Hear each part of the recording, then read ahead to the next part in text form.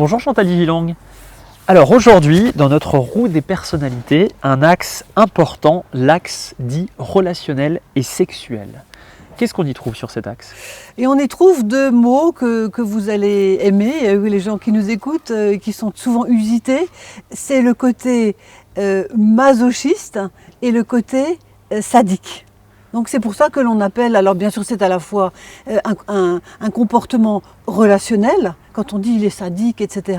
Mais cela peut également être un comportement ou une attitude sexuelle, d'où cette appellation de l'axe relationnel et sexuel. Et les deux doivent absolument exister, c'est-à-dire pas de sadique sans maso et pas de maso sans sadique. Moi je pense, parce que finalement quand on a affaire à quelqu'un qui est sadique et que soi-même on n'est pas maso et qu'on n'est pas du tout maso, ça ne fonctionnera pas très bien.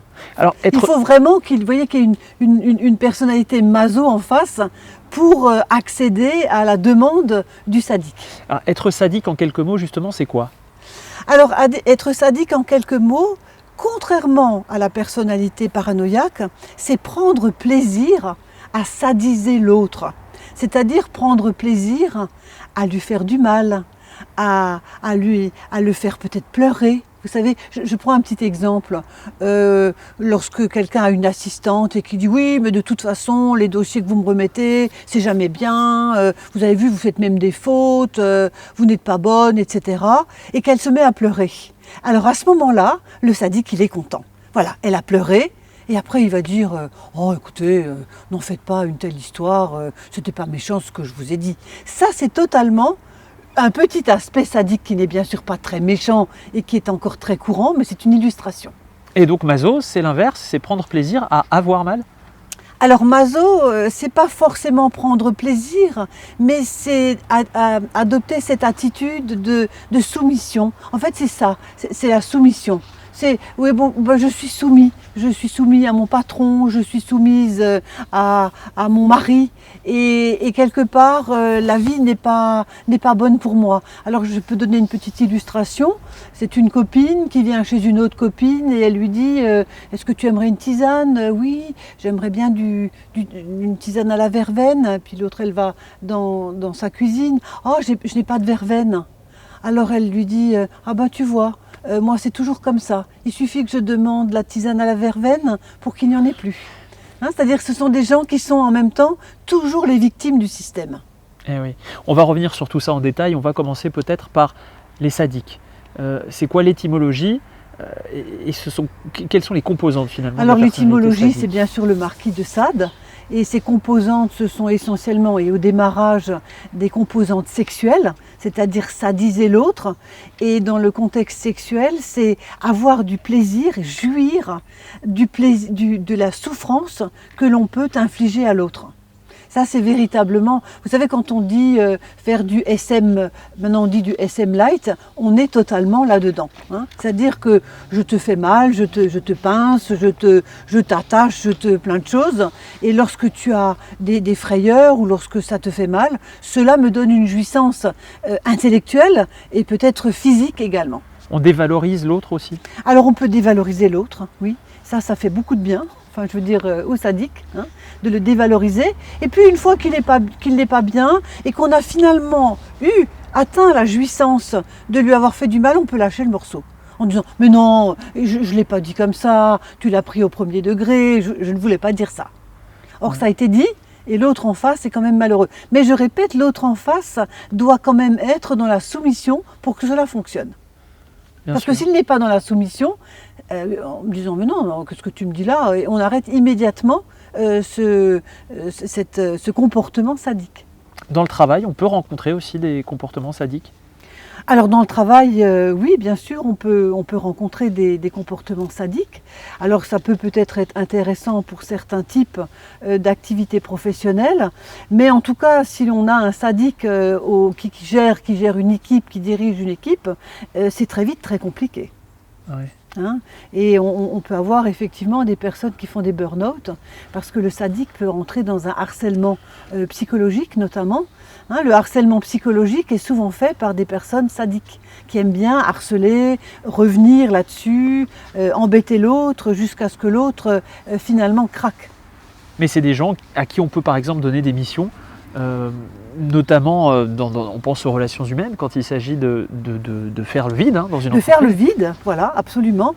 Là, Alors, il ne s'agit pas d'avoir un tempérament 100% sadique, mais un petit peu de sadisme ne fait pas de mal. D'ailleurs, les gens qui consultent chez moi et qui sont maso, je leur demande d'être un tout petit peu plus dans l'axe opposé. Voyez, parce que l'intérêt de l'axe, c'est de circuler sur l'axe. Et de dire le sadique, on peut le rendre un tout petit peu moins sadique, et le maso peut-être un tout petit peu plus sadique. Alors, qui c'est qui est sadique en général? Plutôt les hommes, plutôt les femmes? C'est davantage les hommes. Ah oui. Oui, les hommes sont davantage dans cette configuration. Oui. Et ça évolue avec l'âge? Alors, on pourrait dire que même les enfants peuvent être sadiques, voyez. Les enfants peuvent être méchants, peuvent être contents de faire du mal. Vous savez très bien que dans les cours d'école, on peut effectivement faire des victimes autour de soi, ou alors être sadique avec les animaux. C'est très couru chez les enfants, parfois. Alors, est-ce qu'on peut parler de sadisme chez les enfants? C'est une interrogation qu'on peut avoir. Et puis les adultes, effectivement, oui. Et puis quand on pense sadisme, on pense forcément au côté sexuel. Au côté sexuel, voilà. Donc, alors là aussi, quand on dit sadisme, mais jusqu'où il y a des salles sadomaso où on fait des choses absolument codifiées. D'ailleurs, je voulais le dire, que dans la sexualité sadomaso hard, c'est très codifié. On attache quelqu'un d'une certaine manière. Il y a un côté perfectionniste également. Vous voyez, on n'est pas sadique n'importe comment. Il y a un côté très pointu, que les gens souvent ignorent.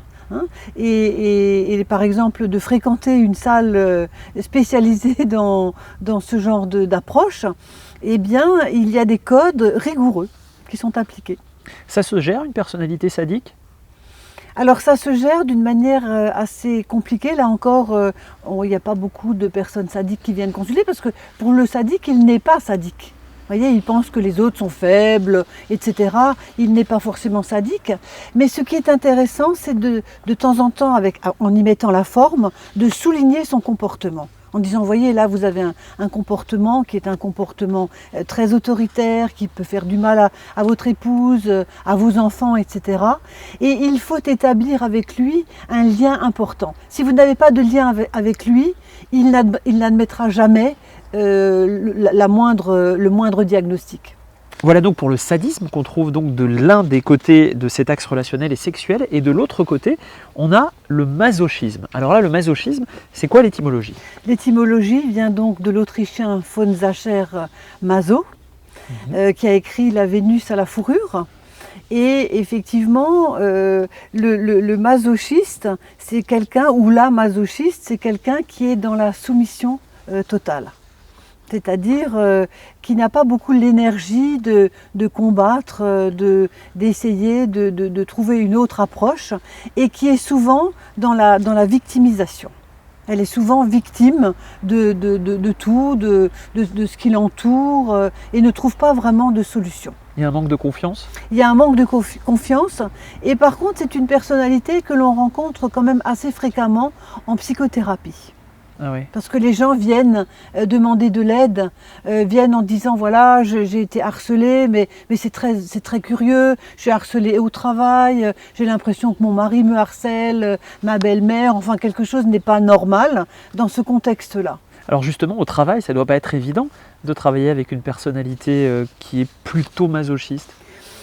C'est pas évident, mais en même temps, c'est une personnalité qui peut être intéressante parce qu'elle est dans la soumission. Et elle peut être, par exemple, lorsqu'on a un patron qui est très autoritaire, elle peut être un excellent bras droit. Parce qu'elle est OK, elle est d'accord, elle ne va pas faire d'histoire. Elle est dévouée. Elle est dévouée, voilà. Vous voyez, par exemple, les gens qui sont très fortement dévoués, parfois ça a un impact très intéressant au niveau du contexte professionnel. Et des gens masochistes, c'est plutôt des hommes, plutôt des femmes? Comme les sadiques, c'est plutôt des hommes, on imagine que là, c'est plutôt les femmes? C'est plutôt des femmes, oui. C'est plutôt un trait qui va être un trait féminin. Oui. Et ça ne change pas trop avec l'âge? Et ça ne change pas trop avec l'âge. Ça change avec la thérapie. Vous Moi, j'ai beaucoup parfois d'intérêt à voir que la thérapie peut effectivement faire évoluer quelqu'un, mais cela peut provoquer parfois des troubles dans l'entourage. Car par exemple, un mari qui a eu une femme totalement soumise et qui est comme ça depuis des années et qui à un moment donné se redresse, a compris, a pris conscience qu'elle était trop dans la soumission et dans le masochisme et qui a envie de changer, eh bien le mari, le partenaire, peut être décontenancé par cette attitude nouvelle. Du coup, on propose plutôt à ce moment-là des psychothérapies individuelles, en groupe? Alors la psychothérapie en groupe est également très bien pour une personne qui est maso. Parce qu'il y a l'impact évidemment du thérapeute, mais il y a surtout l'impact de toutes les autres personnes qui vont lui dire « mais ne te laisse pas faire, là encore tu t'es laissé faire, vas-y, redresse-toi, dis-lui, ose dire non », vous voyez, toutes ces choses-là. Et parfois venant du groupe, des membres du groupe, c'est mieux perçu que venant uniquement du psy. Un dernier mot peut-être, on n'a pas abordé ce qui se passe au lit pour un masochiste. Alors un masochiste ou une masochiste, elle est donc assez soumise, mais par contre ça peut être intéressant au niveau du lit parce qu'on peut avoir un jeu de séduction sadomaso-light où finalement il ou elle aime être dominé et cela peut très bien fonctionner, mais attention, le partenaire doit être un petit peu sadique. D'accord. Parce que si tous les deux sont plutôt soumis, plutôt gentils, ça me fait parfois sourire lorsqu'on donne des consignes aux personnes dans les troubles de la sexualité quand elles viennent consulter en couple et de dire mais allez-y, soyez un petit peu... mais aucun des deux n'ose. Mais ça veut dire que tous les deux sont timides et non dominants. D'accord. Donc on en revient à ce qu'on disait au début, c'est-à-dire qu'il faut des sados et des masos. Voilà, il faut de tout pour faire un monde, Michael. Absolument. Merci Chantal, rendez-vous Merci, très vite pour une nouvelle vidéo.